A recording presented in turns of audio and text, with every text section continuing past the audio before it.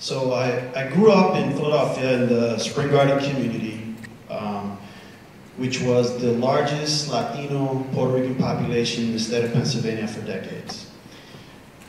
Growing up there was great because as a kid, if we didn't have rice, we'd get it from the next door neighbor. If the next door neighbor didn't have beans, they'd get it from us. On any given day when the kids took nap, we would all sleep in the same bed together, black, white, Puerto Rican. We would all share the bed. So that was great. Then things started to change. Gentrification came to the Spring Garden community, and it hit hard and it was violent because people were being burned out of their homes and forced out of their homes. I didn't know this back then, but jobs were leaving, and then the gangs that used to protect us now are dealing drugs on the corners, and there's just the violence starts to intensify in the community, and I was, as I grew up, I was part of that violence. My head's been cracked open twice, I have damage to my back, but during that time, I felt there was something wrong, right? So I had that difficult time, and thank God I had great parents, I had great mentors coming into my life, and I left the violence and I went to college. I went to community college for 2 years, then I went to University of the Arts where I graduated from, and while I was working on my GPA, my friends were dealing drugs in the corner, and while I was working at jobs in Center City to pay for my supplies and stuff at school, I was going to funerals on the weekends. So there was something wrong, right? There's just something wrong with what's going on. Even I'm in college and I see there's something wrong in my community. So I graduate college and I go work in the industry. I'm an artist, I paint, I'm a graphic designer, and I'll just flash it. They're just pictures of stuff that I've worked on with the community.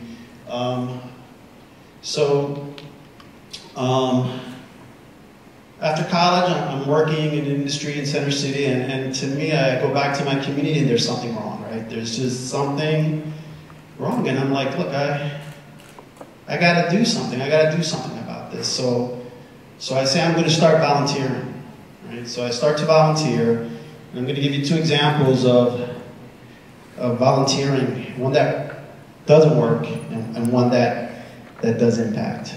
So, well, first I did some research too. You gotta do research.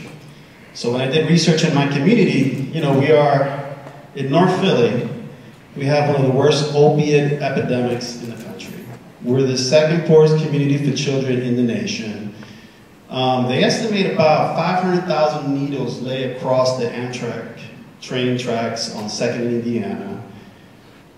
Highest dropout rate, you name it, we got it. And at the same time, we have more nonprofit money coming into our community than ever in the history of Philadelphia, but yet the problems are worse. So then this is where I start to look at what can I do, right? So I start to volunteer. And so like these mega $1 million nonprofits, they go, well, let's have a cleanup day. We'll get people from all over the region to come up and clean up the neighborhood. And that happens, right? You go home and you feel good. I help clean up the neighborhood. Good.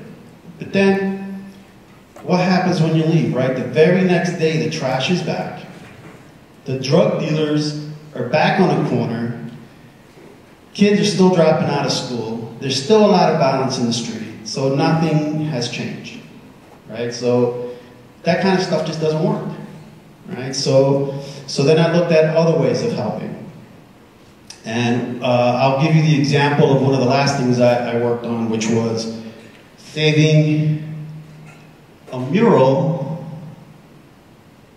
Oh, sorry, my paintings. See if I have that mural here. I don't know if it's there. It might not be here. But anyway, there's a mural on 17th and Mount Vernon. It's the Statue of Liberty with the Puerto Rican flag draped on it. And it's been and that's the old Barrio, that's where I was raised.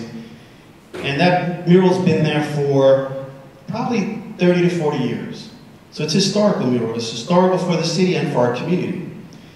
So a developer bought all these buildings on Mount Vernon Street, and that's when I start to get phone calls. They go like, yo, they just purchased the building where the mural is, and they're gonna tear down our mural.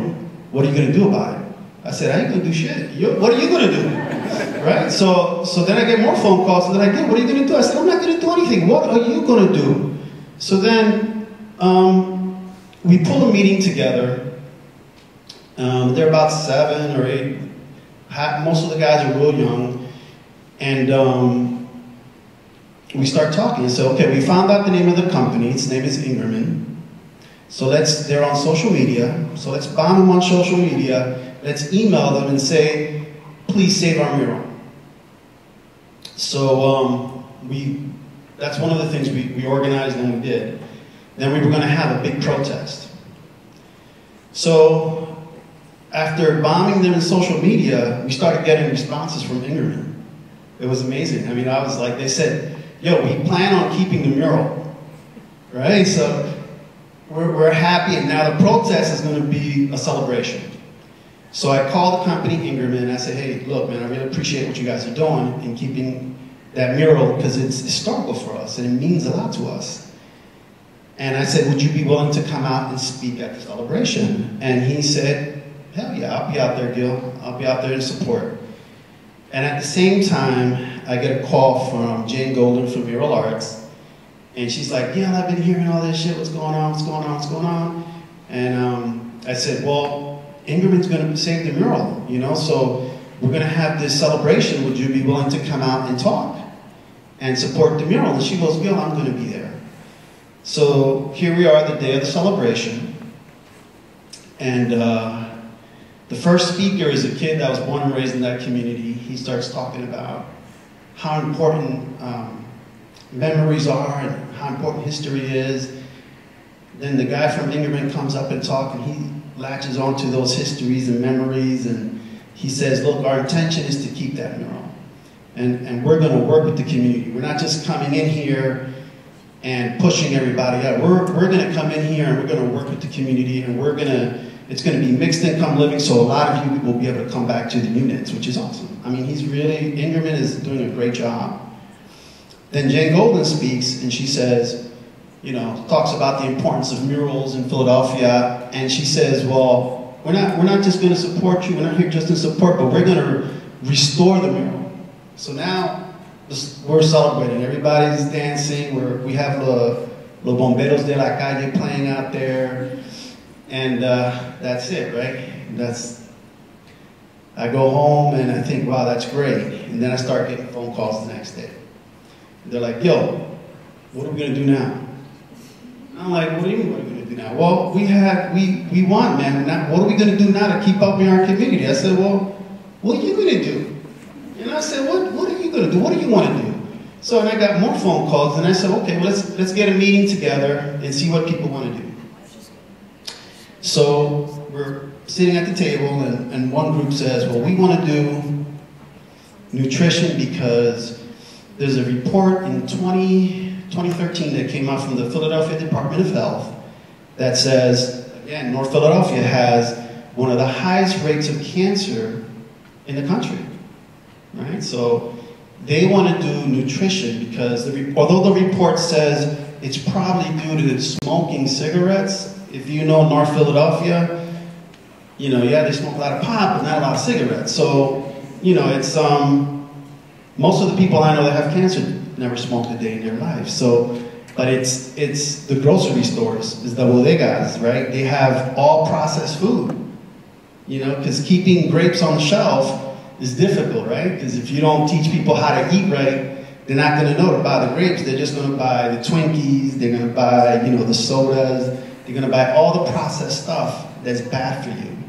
So these kids are now, in the summer, they're going to be doing workshops all over North Philadelphia to teach nutrition to the young people. And that's one thing that came out of this mural, right? It's not just about the mural, it's about people empowering themselves and doing more. And then another group, they came up with the idea of doing like baseball cards, kind of like hero cards for Latinos, because, I went through the school district of Philadelphia. I graduated with a 6th grade reading level. And I never learned about anyone who was Latino. And that bothered me. That's one of the things I said, there's something wrong here. Why isn't we learn about Lincoln, we learn about Martin Luther King, but what about somebody that's like me? Puerto Rican or Latino. So these kids, they're going to do these cards. We got someone to print them up, and all summer long they're going to be doing workshops with the children and saying, look, these are people that are just like you that have done amazing things.